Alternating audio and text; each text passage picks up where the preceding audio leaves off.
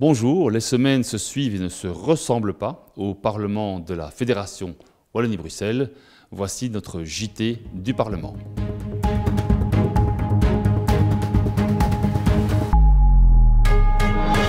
En commission de l'enseignement supérieur, cette semaine, on a parlé d'inclusion en faveur des étudiants de la Fédération Wallonie-Bruxelles. Des spécialistes ont expliqué les besoins aux parlementaires. Reportage. En commission du budget et de l'enseignement supérieur ce lundi, 4 représentants de l'enseignement supérieur, à savoir Alain Levesque pour l'ULB, Sébastien Van Drogenbroek pour l'UCL, Julie Ravetz pour l'école de la Cambre et Maud Flémal pour la Haute École de Namur-les-Luxembourg, sont venus présenter entre autres les besoins spécifiques de certains étudiants. Sur toutes les demandes confondues, 80% d'entre elles concernent des situations de handicap. 7000 plans d'inclusion sont ainsi déployés pour une population estudiantine de 40 000 personnes en Fédération Wallonie-Bruxelles. On remarque par ailleurs depuis 10 ans une croissance exponentielle des demandes pour bénéficier de ces plans. Ces aménagements et les accompagnements spécifiques font l'objet de plans individualisés qui nécessitent des moyens.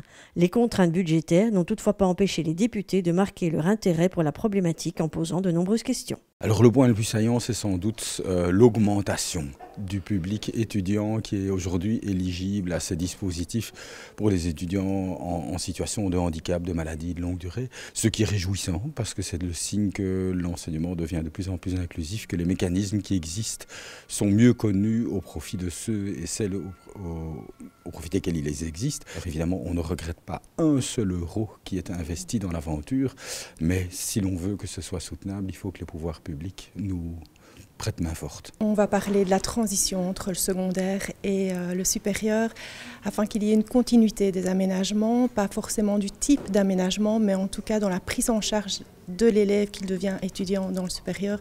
Il me paraît essentiel que ces deux mondes puissent se parler et se coordonner.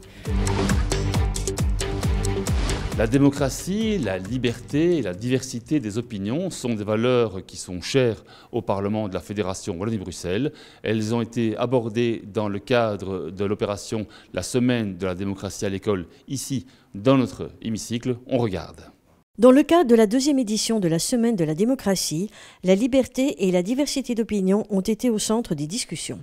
Des élèves de la 4e à la 6e secondaire ont été invités au Parlement pour vivre une expérience de démocratie, à savoir débattre et réfléchir à la liberté d'expression.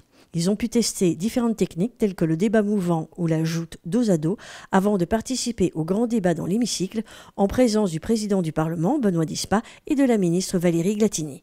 Alors, je retiens de cette journée qu'on a rencontré la ministre, on a fait des échanges avec elle, on a pu poser nos questions et elle a pu y répondre.